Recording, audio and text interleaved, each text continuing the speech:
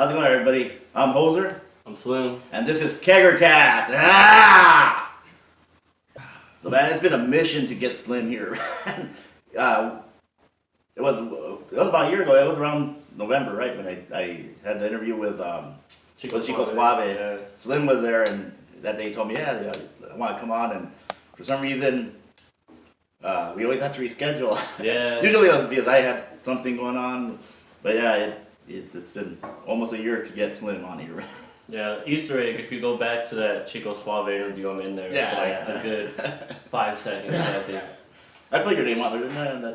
I think you did, yeah. Are you still with BHM, or are you doing solo stuff now, or what? VHM is still going strong, yeah. Recently, we're kind of taking some time to do some more individual projects because we do have like a couple songs that we're gonna put together for like a mixtape for like all of us together. But just for the sake of us getting more of our own music out there. Nice. I believe Paz, he just finished up the tape, him and our producer Enzo, and he should be putting that out soon. It's pretty good. It has a lot of songs on it. It takes me a lot longer to make music, so right now I'm still working on it. So do you have like do you have it anywhere on where they can see your stuff, or are you just with VHM stuff? Yeah, I have a Spotify. I have one song on there. What does it look under to find you? Slim the Sage. Yeah, I'll have more content on there, but right now the only song I have up is 4 AM, which is a fan favorite. Nice.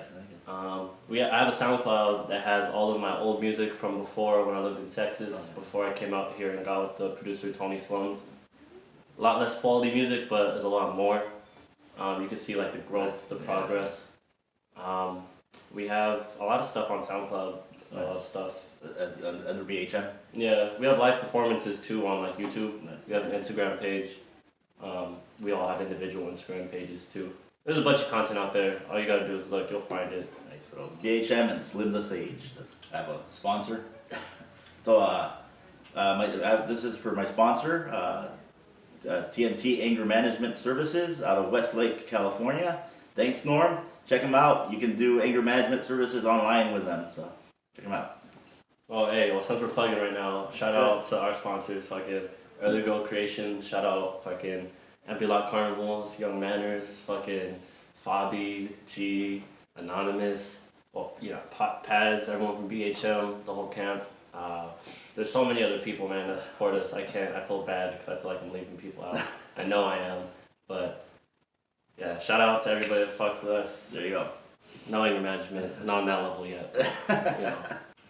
Any shows coming up? There are some shows coming up. I believe on the 14th of this month, December, there's a show at Pentagonal. It should be a really good show. I think it's like a hip hop type show. I have to look at the flyer again. And there's a show around on the weekend or on the week of Christmas. You know, we like these holiday shows because everybody comes back from school, everybody's trying to relax. Yeah. So check those out. They'll be all over social media, Instagram. You know, if you don't follow anyone, I don't know how you can't. You know, there's so many of us trying to make this stuff happen. But check me out. I'll put you on. My Twitter's Slim the Sage. My Instagram is Slim the Sage. Yeah. Cool. Thanksgiving and Christmas are like the perfect times to do shows where people that have left the valley come back, you know, to visit family and stuff, spend time with family. So that's a good time to put on shows to try to attract those people that had left. You know? Definitely, yeah. We had a soiree at Twilight. Shout out the Fraternal Order of Twilight Society. We had a soiree, Thanksgiving. That was a great show, a lot of people. And it's great because, like, it's us, right? You know, I mean, I guess I would consider myself an older head, but I'm like 22. But a lot of the people that come through, they're like, 18, 19, barely out of high school. So it's just cool to give them something that they can, because, I don't know about, did you grow up in the Valley? Yeah.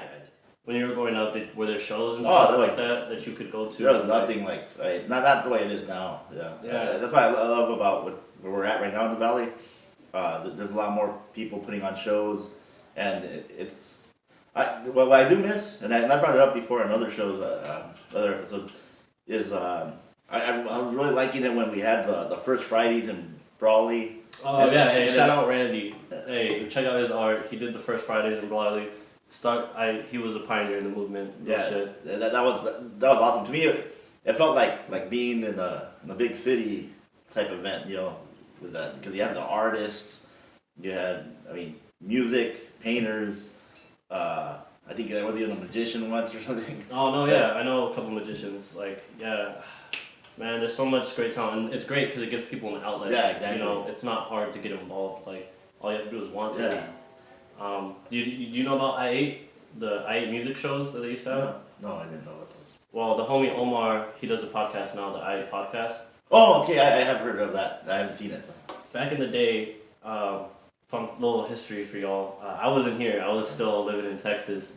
But the homies used to go to these shows all the time. They'd be telling me all the time, yeah, bro, like these shows rock. You know, we just get shit faced at this dude's house. This dude Omar, he's so cool. You know, And that was him, the same dude who does the I8 shows. He moved out of Valley, but he was also one of the pioneers for this shit. Go back to I think about the first Fridays.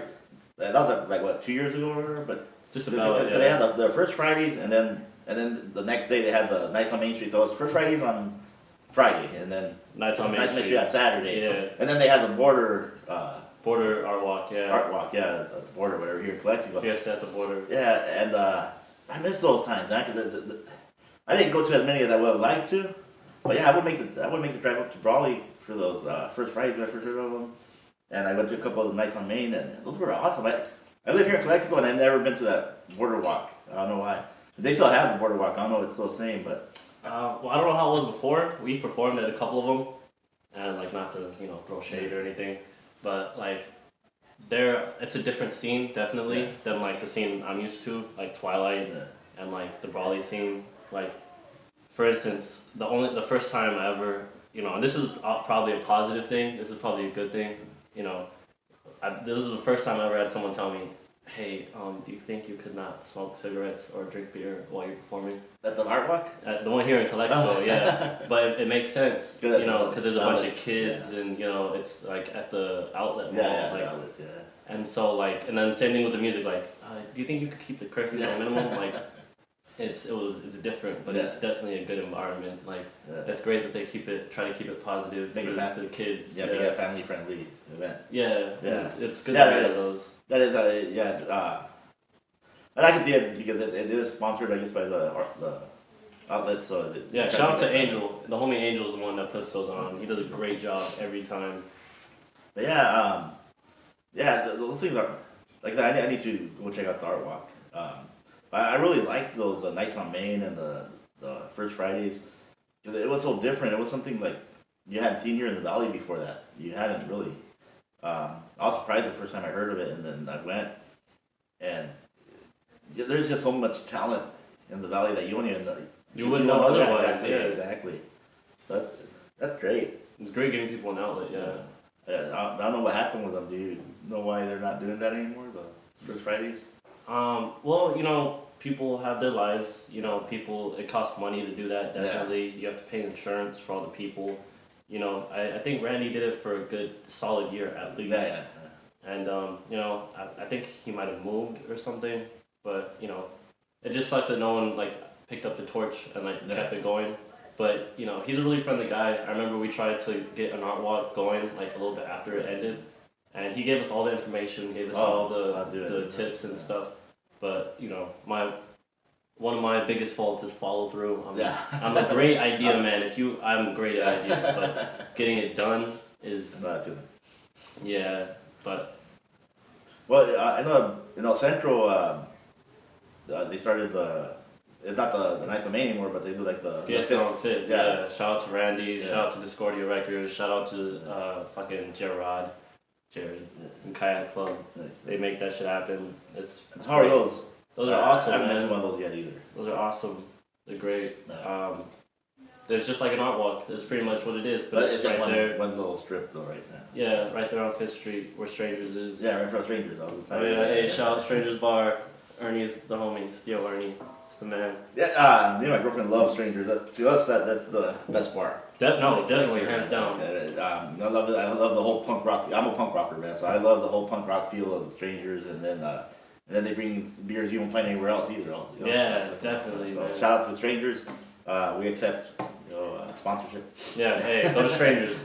These shirts right here. This is low key kind of rare. They only sell these once a year. Oh, shit. Like, and I'm glad I got to cop mine when I did. Like, check out Strangers. It's a business. Definitely. You mentioned the show at Pentagno, but I don't think you mentioned the date. Do you know the date? I do not. I think it's the 14th, but I have my phone right here. Of December? Yeah, there's this weekend. All right, let's put it this way: this weekend and the next. Yeah. Hopefully, I have this episode online before then. Yeah, there's shows. Regardless, there's shows every weekend, all the time. There was a show yesterday, in the middle of the week on a Wednesday. Like there's always shows all the time. Just gotta look. And that's one of the things that has changed in the valley, because before there was only shows on weekends. You know, big cities, you get shows throughout the week. Here, I remember the shows were always on Fridays and Saturdays. So these midweek shows, where are they at now? Usually Twilight, the Fraternal Order of Twilight Society. Yeah, Twilight, it's a place to be. Nice. We do a lot of work there. We get a lot of shows going there, and we get a lot of creative rain. The homie. Fun fact: there's a lot of people named Jared who are involved on the scene. The homie Jared runs Twilight right now, and he lets us do what we need to do. Yeah. It's shout out to Jared, shout out to Twilight.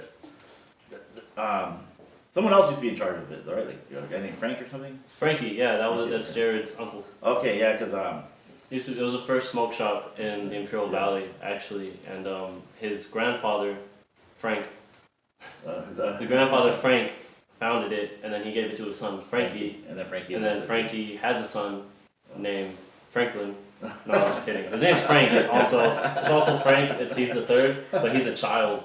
So Jared, his nephew, he's the one that took over. And Jared's middle name is Frank.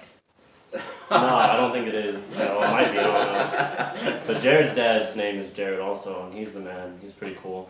Let me just give all credit right now to Jared Wise. That man, he's like my mentor almost. He's a big homie, definitely. He's not the same Jared from Twilight. No, okay. It's Jared Wise. Yeah, he started so many bands. Like, have you heard of I'll touch on the subway. That's another Jared. But yeah, have you heard of Eldorado? Was the band? I'm not sure. No, have you heard of where's other very Like local bands? Yeah, Eldorado. Sure. He founded them. He's founded a lot of bands. Sober Uncle. Right now his band's name is Juliet. Have you heard of Joy? I think I've heard of Joy. That was his band. He's been doing this for a long time, and he's helped cultivate the scene the most. Well, what's Jared play? He plays guitar, but he plays also other instruments. No, what type of music is it that bands? All kinds. He's very, in his words, he's one of the most music literate, genre literate people in the valley. Hey, Jared, Keggercast. No, yeah, I'll tell him. I'll put him on. Definitely. Like, he should be doing this. But he's a man, and like we've been able to help him cultivate the scene, take a little bit of weight off him. But that scene is more like punk. I love punk. We love punk. Yeah. But earlier you were talking about the 27 Club. Yes, 27 Club. Yeah. What was your take on that? Do you want to talk about? Okay, yeah. All right, I'll tell them what I told you earlier when we were smoking. 27 Club. So, well, first of all, Bodega Boys, shout out to them. They inspired this for me. It's a New York thing, East Coast thing, to have a bunch of different nicknames, so that like when you get pulled over by the police or like if you get arrested, they don't know. They gotta tie all these names to you because you're not just Hoser. Yeah. You're also this person, or you're also this person and this person. Yeah. Just having a bunch of different names. Yeah, technically, what's funny is like, I'm the person that I grew up with that has the most names, like Nicknames, yeah. Yeah, like because my legal name, like my birth name, is like very Mexican. I have 4 legal names. It's Jose Leonardo Gerardo Cital, and What? yeah. My girlfriend of 7 years just found that out, and so of course some people call me Jose, some people call me Joe, some people even call me Joseph, and then there's Leo, and some people just call me tall, and then there's Hoser, and yeah, and then my mom's side of the family used to call me Chacho, and yeah, so I mean, I have like shitload of Plethora of names. names, yeah. And see the thing, like the way it works, it works well because when it all boils down, you have basically like your name, but that's still not your government name, and that's what it is not revealing your actual name. So like me, I'm Slim, and like anybody that you see, if you see me in public, Strangers Bar, Theo Ernie, he has my account under Slim. Like I'm Slim, but I'm also like I said, 27 Club. That's what we were getting to. I have a lot of AKAs, a lot of nicknames, and a good amount of them come from the 27 Club. So like there's Slim Morrison, or Jim Morrison, Slim Morrison. There's Kurt Cobain, Colt Cocaine.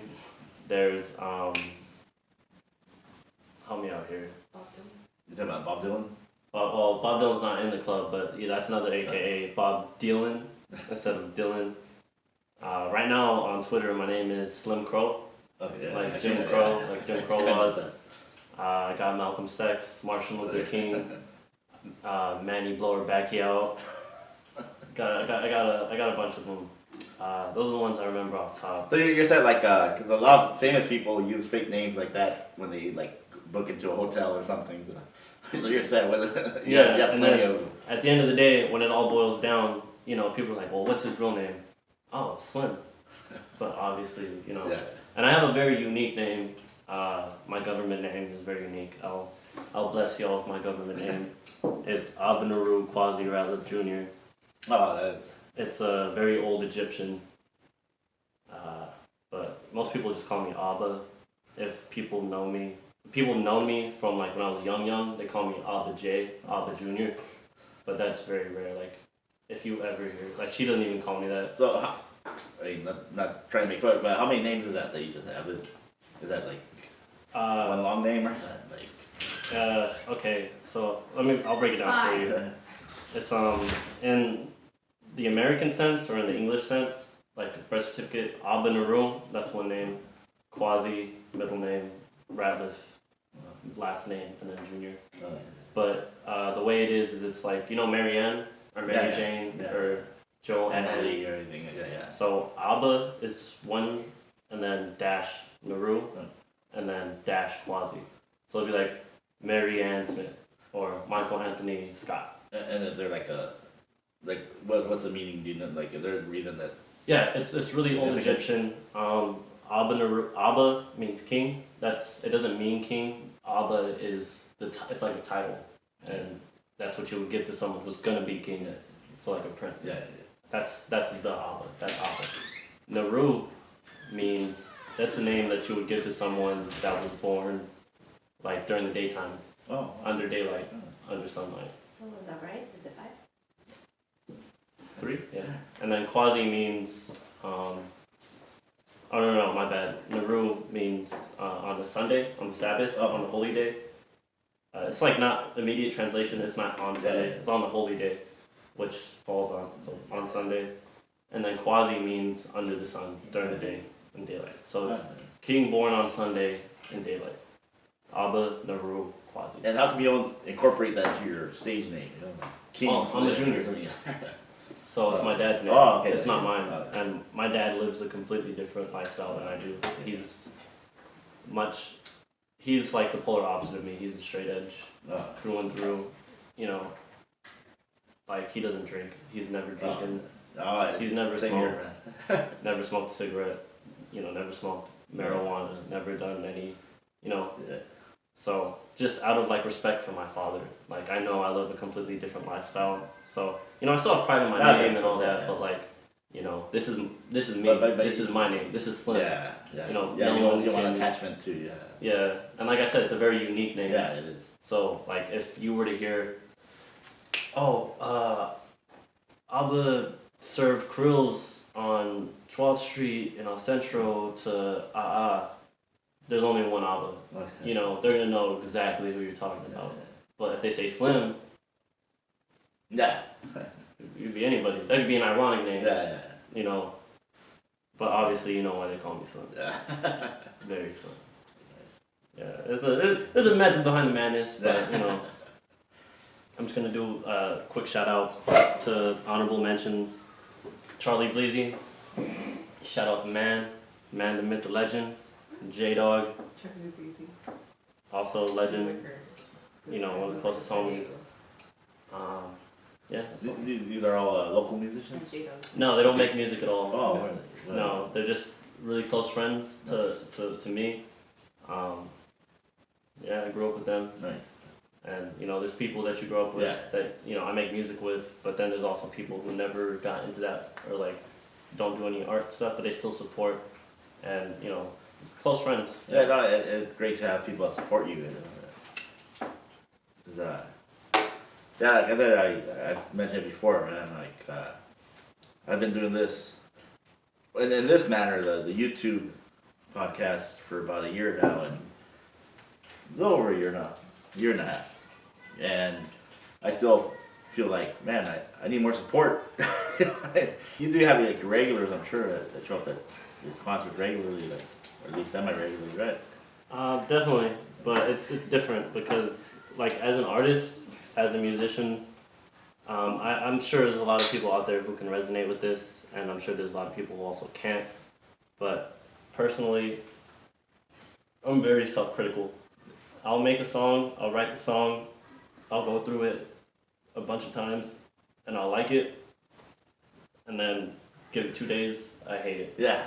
I hate it. But right. What keeps me going, or what keeps me like putting stuff out, pushing, is that even after I'm over it, I'll show it to those people, to J-Dog, to my girlfriend, Troll, to Bleezy, to the homies, and those are only like 5 people, you know, maybe 10 at max. But to say like, dude, this is good. Those are the people that actually matter, you know, Yeah. like that's what keeps me going. Yeah, that small circle of support rather than like, because there are the regulars and stuff, but they don't know what it is. They don't know what's behind the music. They don't know why I'm writing, what I'm going through. Yeah, and then with music, I'm sure that sometimes people they don't really get the lyrics. They just care about the beat. Like, oh wait, that sounds catchy, but they don't really know what you're really talking about. Some people are thinking like, hey, I know exactly what you mean, you know.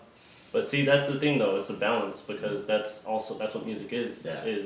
It's entertainment. Like you can make a song, but if it's not catchy, it doesn't matter what you're talking about because you know if you don't have a good hook, if you don't have a good flow, if you don't have a good dynamic concept, it's like, oh cool, what you're talking about is pretty deep, which you know hits pretty close to home. But after about 45 seconds, I'm gonna play something that's actually catchy. Yeah, and that's the thing about music too, because obviously, just like any art, it's a form of expression, and a lot of I'm sure a lot of your lyrics are like autobiographical, you know, about things that you've experienced and stuff.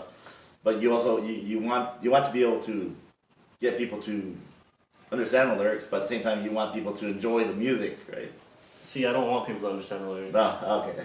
Actually, my girlfriend right there, Troll, she just dragged me recently to go see Bohemian Rhapsody. Oh, which, in case I don't know, movie. I don't know anything about Queen. I didn't know anything about Queen or Freddie Mercury. So heads up, if you're like me, it's a really gay movie. There's a bunch of gay shit. Everybody's gay. But good movie. And they said in the movie, there's 2 quotes that I feel like really resonated with me. And one of them was they were saying like nobody can even understand the lyrics, like nobody even knows what you're talking about. And they said, well, if we explain everything, that takes away from the mystery of music. That makes sense.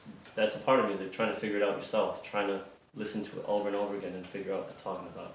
I've always thought, at least, it seems like rap is one of those art forms, the music art forms, where people actually want you to understand lyrics. You know, like, and maybe it's the old school in me or something, because like NWA, when they talk about fuck the police, you know what they want to say. You know, yeah, that was back in the day, but like music has grown, and I'm 22, but I'm pretty pop. I'm pretty washed. I'm like basically a bitter old man when it comes to music. Like I can't fuck with any of the new stuff that comes out. Fucker like 20 years younger than me. But like the thing is, like I understand though, the youth, the younger kids, they like it, you know. And I remember when I was growing up, and like I was trying to show my dad, like for instance, Black Hippie, Kendrick Lamar, when I was in high school, 2010, before they blew up. Like when it was, you know, Setbacks with Schoolboy Q and OD with Kendrick Lamar and Long Term Mentality with Absol and Follow Me Home with J-Rock. Like, I was trying to show Nipsey Hussle, all the stuff I was trying to show my dad, like, listen to it. He was like, this shit sucks. Trash, terrible. 5 years later, I'm out of high school, I'm like 19. He's like, yo, Have you heard of this? did you hear this Kendrick Lamar track? This shit bangs, this shit goes. And I'm like, I know, I've been trying to tell you, but like, I understand, it's like your cultural difference, like, you know, and that's where I am right now, and it's weird because I'm younger, but like, there's a lot of different genres, like you said, lyricism. Yeah. Some people don't care about lyricism, some people care a little bit, some people compromise just for rhythm, and it's cool too, because you get to see people be creative and like make music like that. I consider it pop, but then they put their own spin on it to where it's still catchy and pop, but then it still has those deep lyrics and it still hits the same.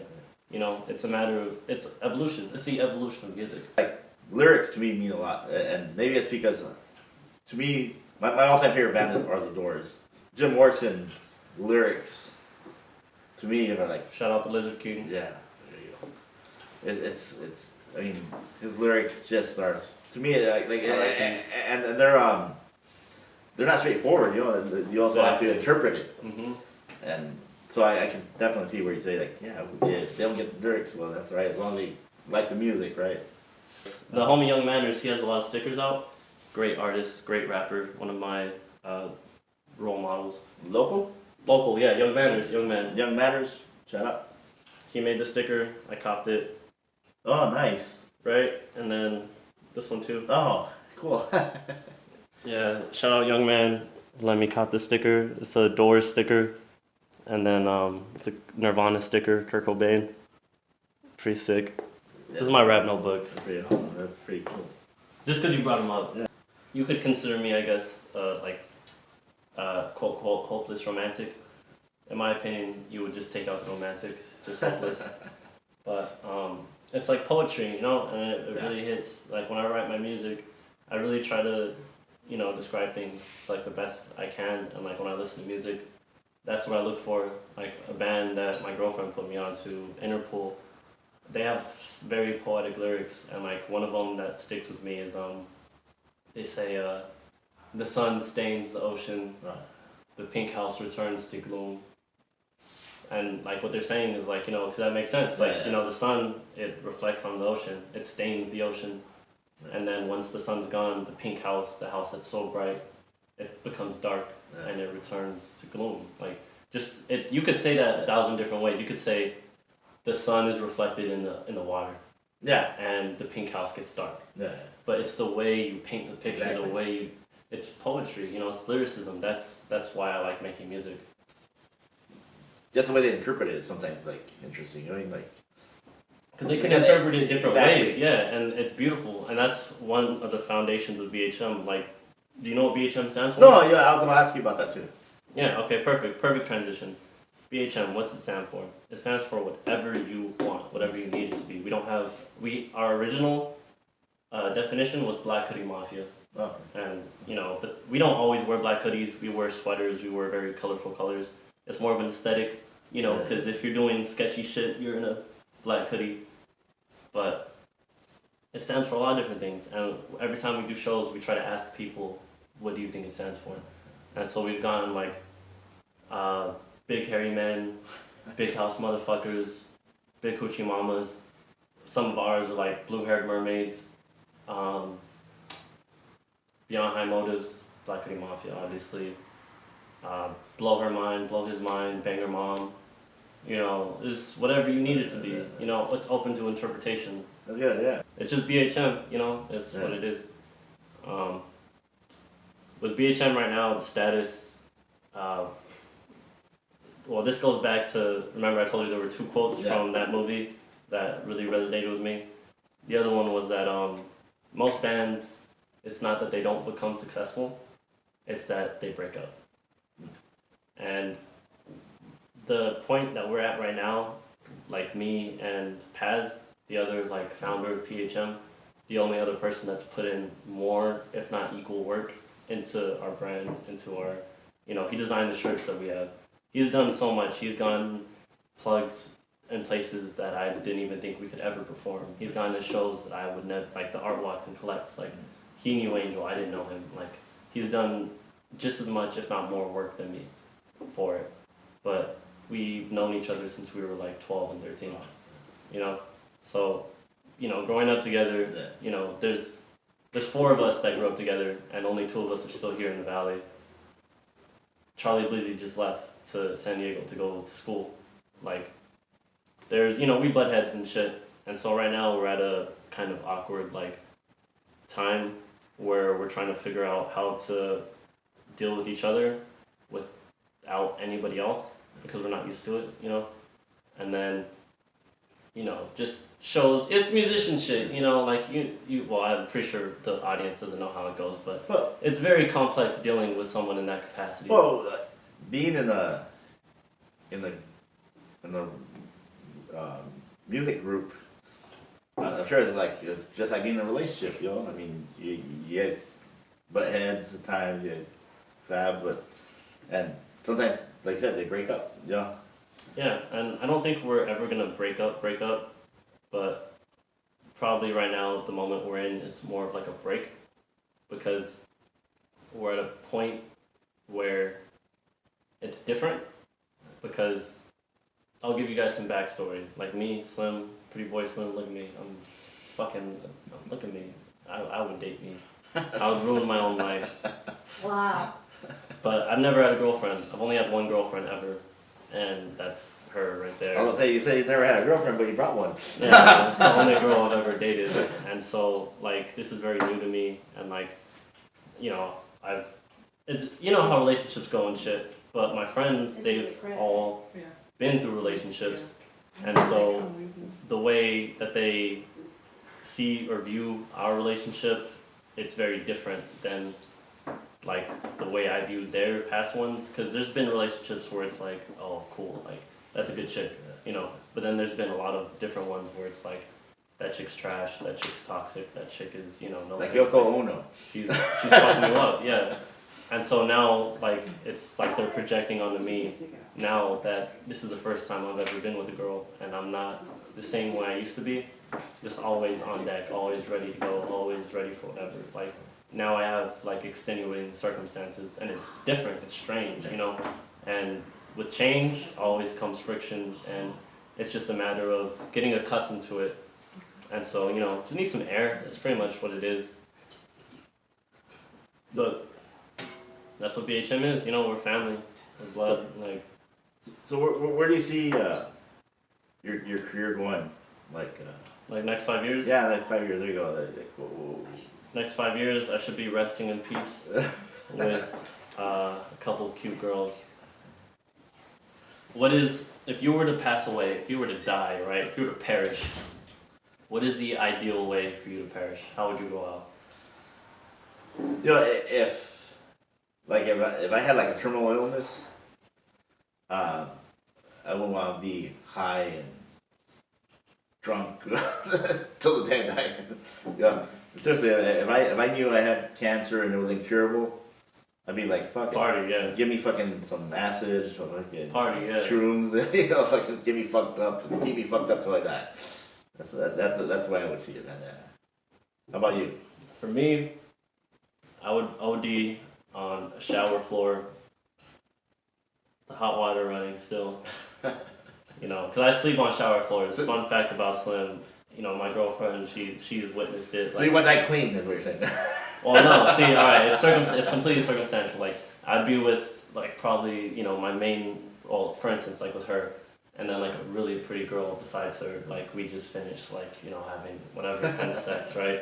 And I go take a shower to go, sober up. And, like, I lay down on the shower floor, and, like, I OD and die. Also similar to Jim Morrison, just die in the tub. Maybe, yeah. But, like, it's funny, because, like, when the first time we took a shower together, she got out first. And she went, dried off, changed, and she was doing her makeup, and then she came back and checked in on me, and I was on the shower floor on my side, not moving, because we'd been doing whatever we were doing, and then we were drunk as shit. We've been partying for like more than 12 hours, like easily, and I was on my side in the shower, fucking passed out, and she's like trying to talk to me and not moving an inch, and like she was like afraid that I was dead. Yeah. And then like she woke me up, but like that's very normal. I've been doing that since I was like in high school. Like showers are like therapeutic to me. Yeah, actually, when I was younger, when I was still in high school and stuff, I used to, like, in the shower in the morning, I would actually take a nap in the shower. Exactly, yeah, and it's bomb, right? Like that. See that would I be haven't it. done that Like, in years. after partying with some cute with the cute chicks, my main chick, my girlfriend, and then like whatever other chick that she totally approves of, you know, I'd be OD'd in the bathroom and dead. That's how I would go out. That's awesome, man. One more thing, and then we'll end this. What's your sign? I'm on Cancer.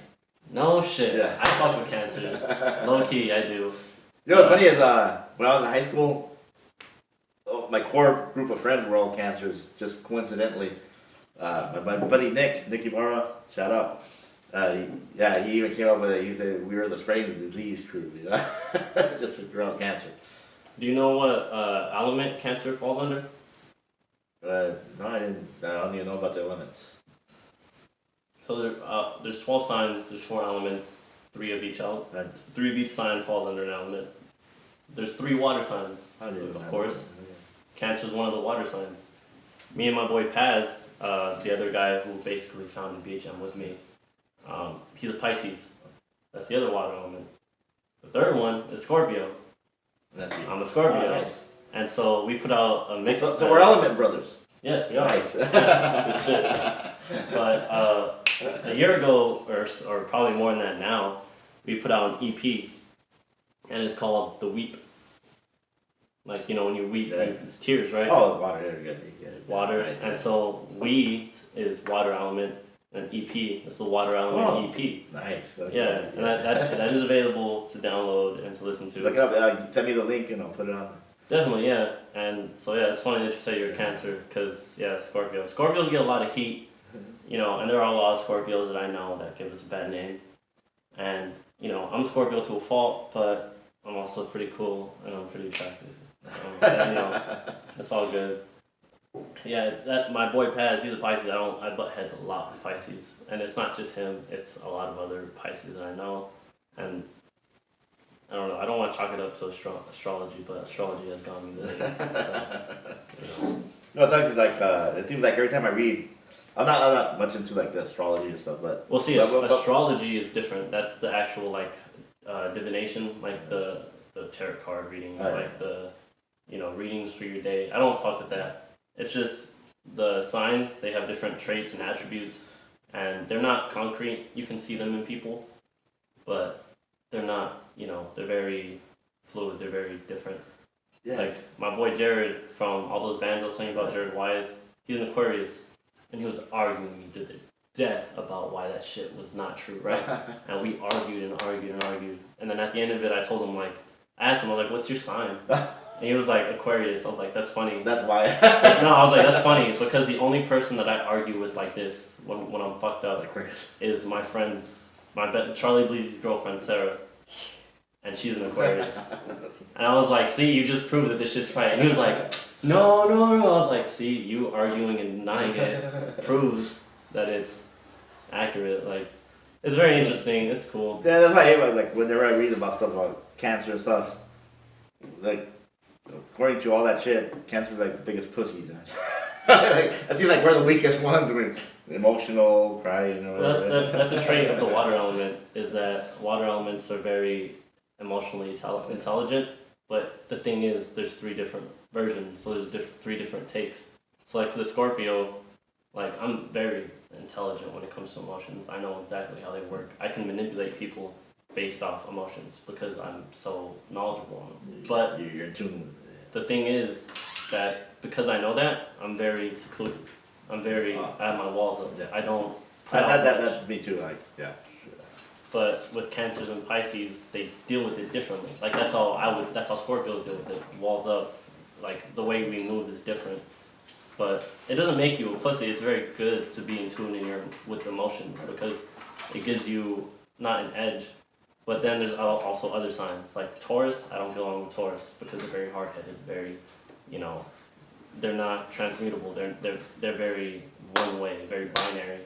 and so they're not flexible like how I am, and so it's hard for me to communicate. My mom, my dad, and my only blood brother are all Taurus. Oh wow.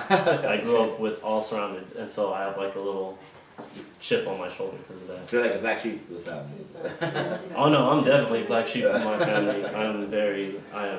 I'm mixed. Fun fact, I'm half black, half Mexican, through and through.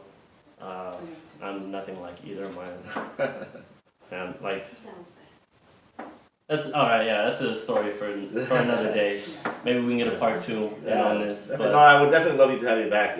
Seriously, Slim, it was great to finally get you back on the show, man. Yeah, fuck yeah, dude. I hope you had a good time. Oh yeah, dude, you guys rock. Keggercast is the shit. Thank you.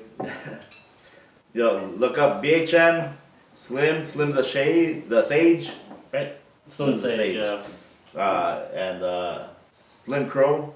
Oh no, I'll send you the ads and stuff. Yeah, well, so you all can links post will be it down there on our description. So down here. Nobody saw that. That didn't happen. Thanks for being on the show. Thanks for watching. Till next time. Shut up, bitch! Nice. Thank you. Of course. Oh yeah.